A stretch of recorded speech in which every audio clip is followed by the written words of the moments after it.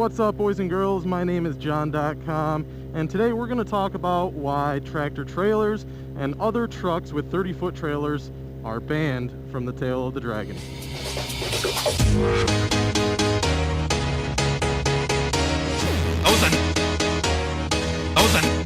Nice pants.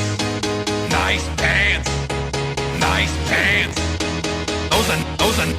Those nice pants. Alright, so the whole reason of this video is because a couple years ago I put up a video of me and my good friend Jerzadelphia actually encountering a tractor trailer that just happened to be stuck on the tail of the dragon. And chances are, if you're watching this video, you know what the tail of the dragon is, but just in case you don't know what the tail of the dragon is, it is a stretch of road on US129 that crosses from North Carolina into Tennessee, and it has 318 curves and 11 miles, many of which are sharp and blind to the point where you can't even see all the way through the curve. And also, just an FYI, tractor trailers and trucks with trailers over 30 foot haven't always been banned from the dragon. It's actually just recently, a couple years ago, that the ban passed both in Tennessee and North Carolina, prohibiting these trucks from being on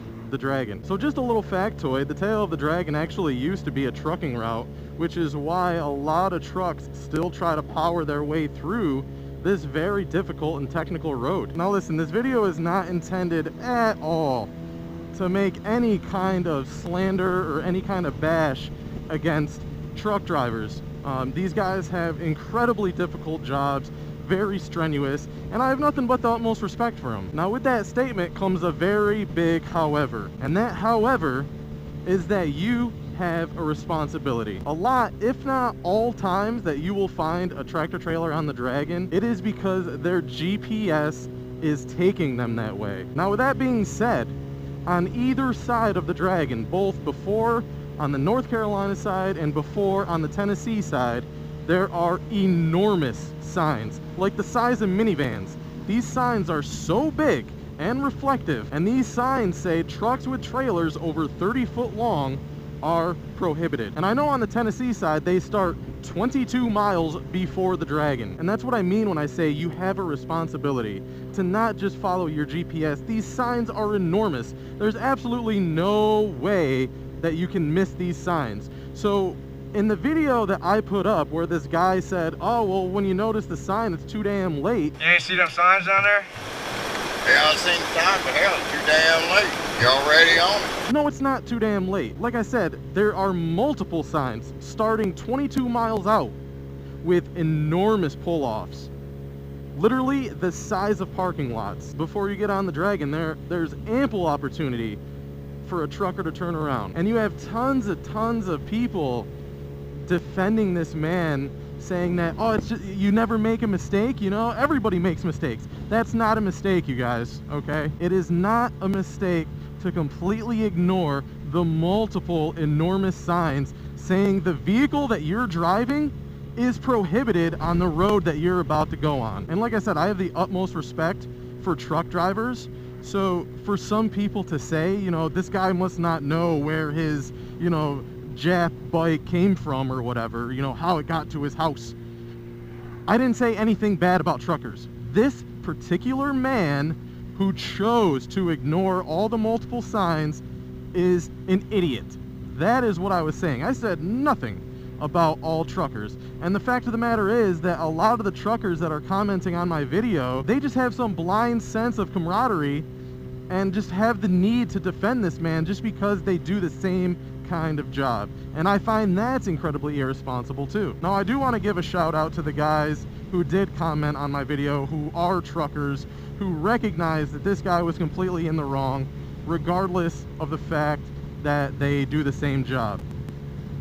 So shout out to you guys who can actually acknowledge someone doing something wrong, you know? So I just wanted to give you guys who have never been to the dragon, who are commenting on that video of mine that I posted 2 years ago, you know, saying that, you know, the bikers are wrong, you know, we're the moral police or whatever. No, it's not anything to do with morality. And I'm going to get into the entire reasoning of this video. Why these trucks are banned on this road. So I'm actually going to leave a link to the video that I've been referring to in the description down below. So if you're wondering where all this is coming from, watch that video.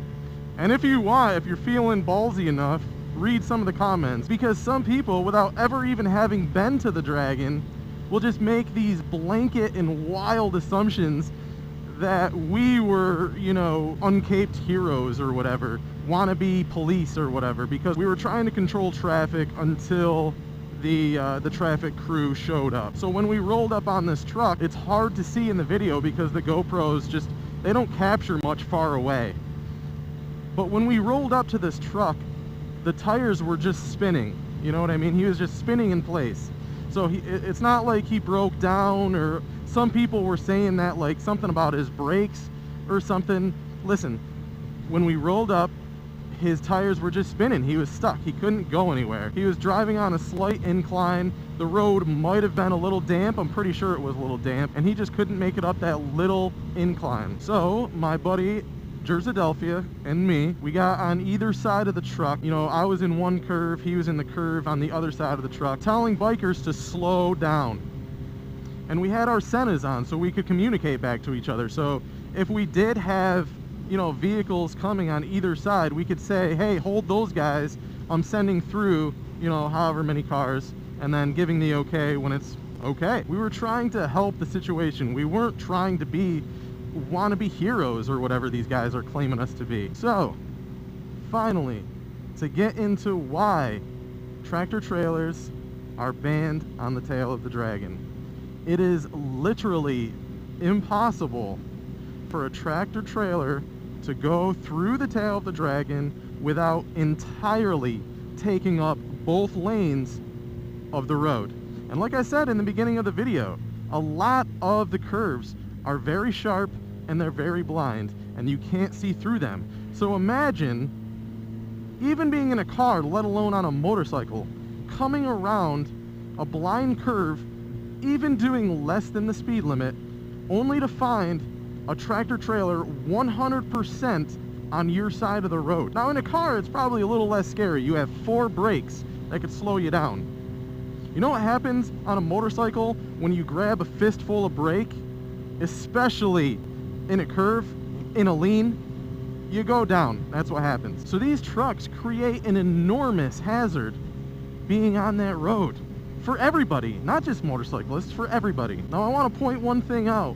The tail of the Dragon, US129, is a public highway. It's nobody's personal track. So before you jump the gun and assume that, you know, all bikers want to do is just treat that thing like a racetrack, you're talking about the minority, okay? I'm not going to say for 1 minute that there's not bikers that really go hard, drag knee, you know, act like they're at the track when they're on the Dragon. Of course, there's plenty of them. But you're really talking about the minority. Don't let the actions of a few riders completely manipulate your impression of all riders. So getting back to what I was saying about, imagine coming around a blind curve only to find a tractor trailer 100% in your lane. There's only so many things you can do. Now the tail of the Dragon is a very dangerous road as it is, and you should know that going into it, and by doing so you're accepting the risk. I mean, riding is a dangerous thing, so even getting on the bike, you're accepting the risk.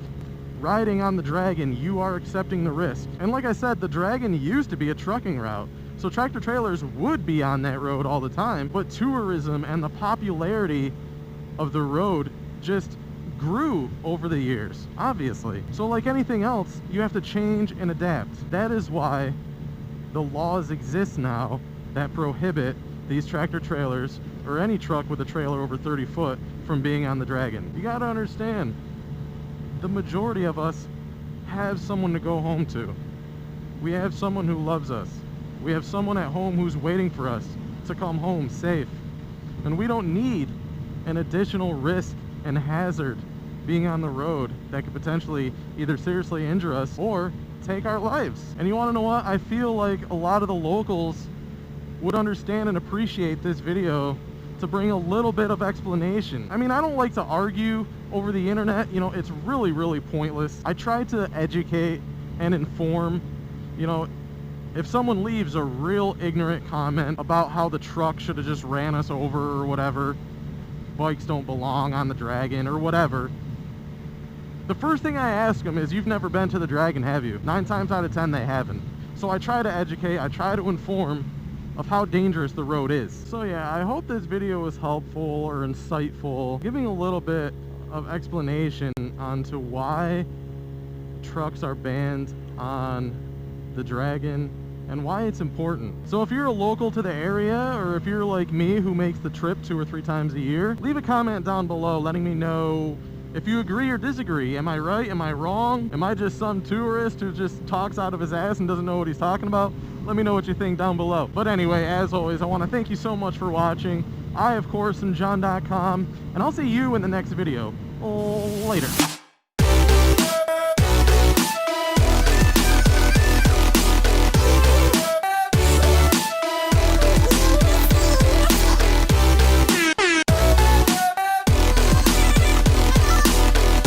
Nice meme.